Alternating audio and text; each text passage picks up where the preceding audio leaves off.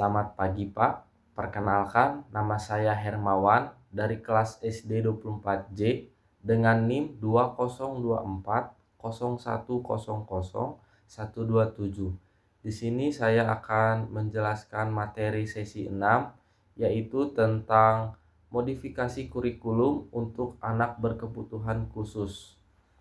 Oke, di sini saya akan menjelaskan modifikasi kurikulum adalah proses menyesuaikan kurikulum agar sesuai dengan kemampuan, kebutuhan, dan karakteristik peserta didik, terutama anak berkebutuhan khusus atau ABK. Tujuan modifikasi bukan untuk mengurangi kualitas pembelajaran, tetapi agar setiap peserta didik memperoleh kesempatan belajar yang sesuai dengan kemampuannya. Dalam pendidikan inklusif, setiap anak berkebutuhan khusus memiliki kondisi yang berbeda.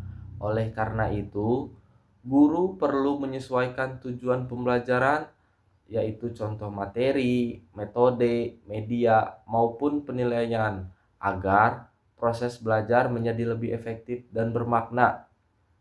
Selanjutnya ada tujuan modifikasi kurikulum.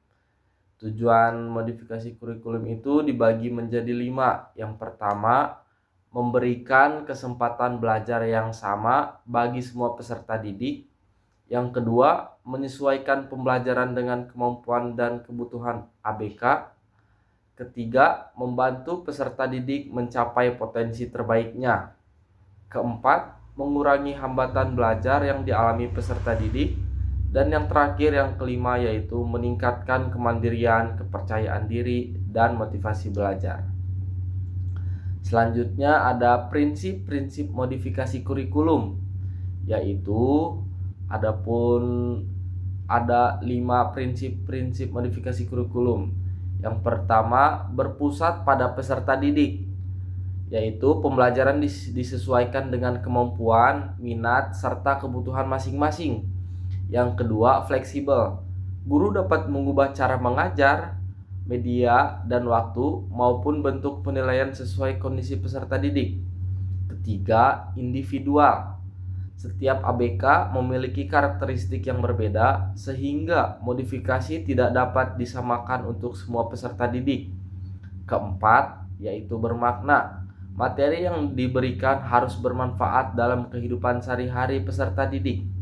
Dan yang terakhir, yang kelima, berkesinambungan, yaitu modifikasi dilakukan secara terus-menerus sesuai perkembangan kemampuan peserta didik. Selanjutnya ada bentuk-bentuk modifikasi kurikulum, yaitu yang pertama ada modifikasi tujuan pembelajaran, yaitu guru dapat menyesuaikan target pembelajaran agar sesuai dengan kemampuan peserta didik. Contohnya, siswa mampu menulis paragraf sederhana. Modifikasi untuk ABK-nya, siswa mampu menulis 3 kalimat sederhana dengan panduan guru. Selanjutnya yang kedua, modifikasi materi pembelajaran, yaitu materi dapat disederhanakan atau dipilih sesuai kebutuhan peserta didik. Contohnya, mengurangi jumlah materi. Yang kedua, menggunakan bahasa yang lebih sederhana. Ketiga, memberikan contoh yang dekat dengan kehidupan sehari-hari. Dan yang terakhir, lebih banyak menggunakan gambar atau benda nyata. Contoh yang ketiga, modifikasi metode pembelajaran, yaitu guru dapat menggunakan metode yang lebih sesuai dengan karakteristik peserta didik. Contohnya itu ada demonstrasi, permainan sambil belajar, praktik langsung, pembelajaran berbasis pengalaman, diskusi kelompok kecil, dan tanya jawab sederhana. Contoh selanjutnya yang keempat, modifikasi media pembelajaran, yaitu media disesuaikan agar mudah dipahami peserta didik. Contohnya menggambar, kartu huruf, video pembelajaran, benda konkret, alat peraga, permainan edukatif, dan aplikasi pembelajaran interaktif.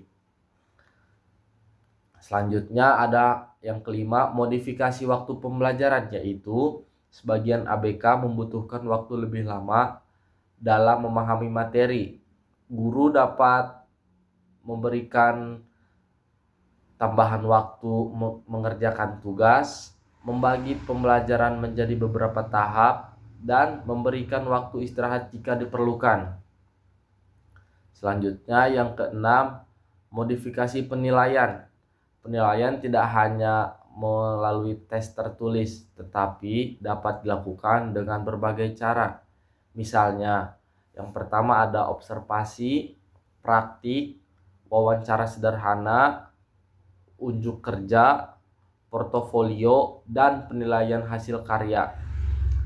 Selanjutnya ada model modifikasi kurikulum, yaitu secara umum terdapat beberapa bentuk modifikasi kurikulum. Yang pertama ada duplikasi.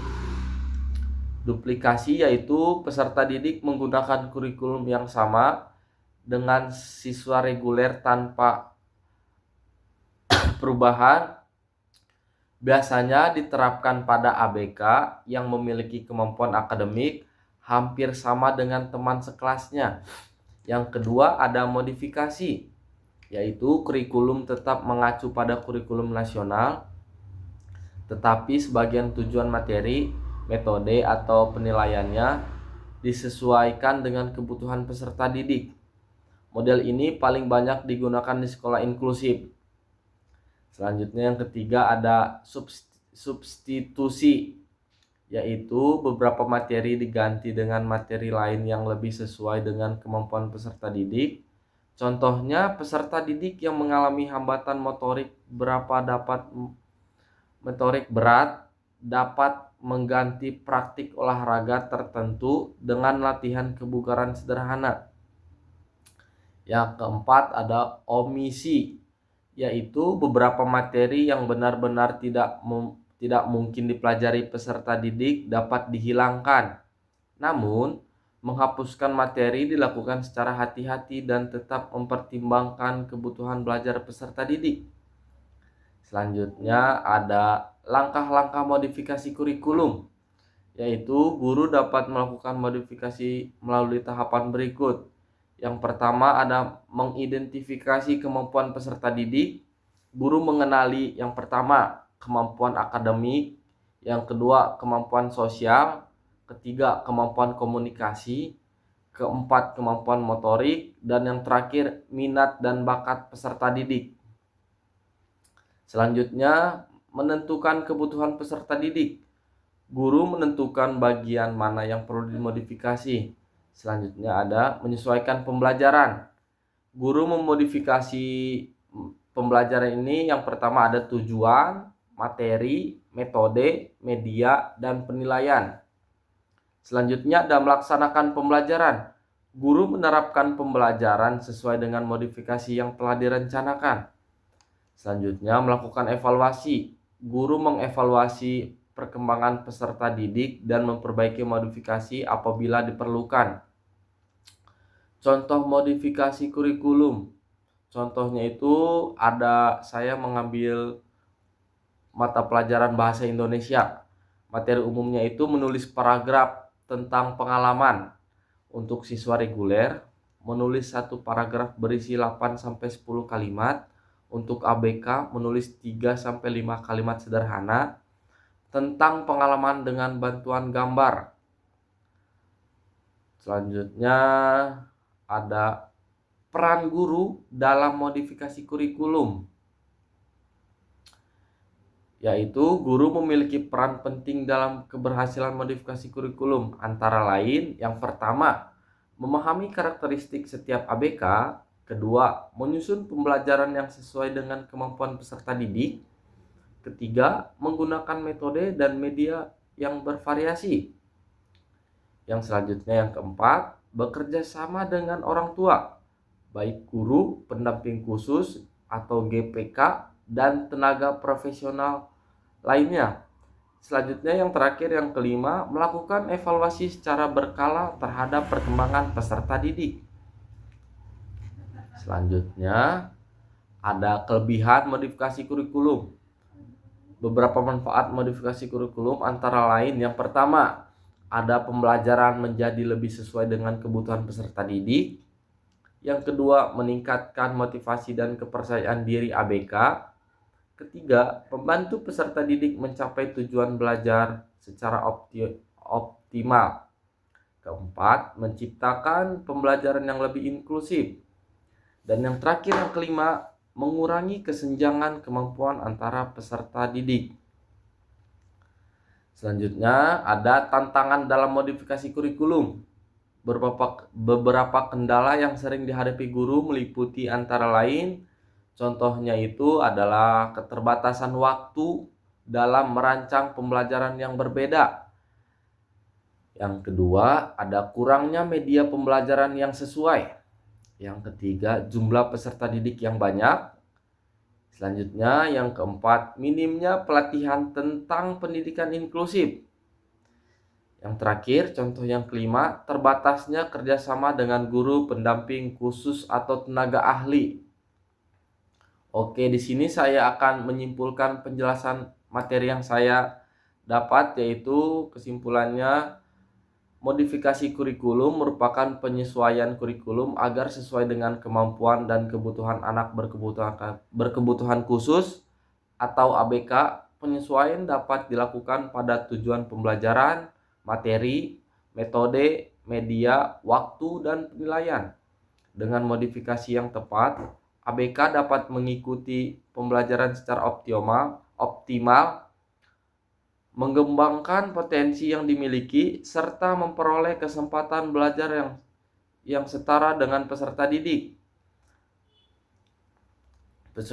lainnya. Keberhasilan modifikasi kurikulum sangat bergantung pada kemampuan guru dalam memahami karakteristik peserta didik dan menerapkan pembelajaran yang fleksibel, adaptif, dan berpusat pada kebutuhan individual.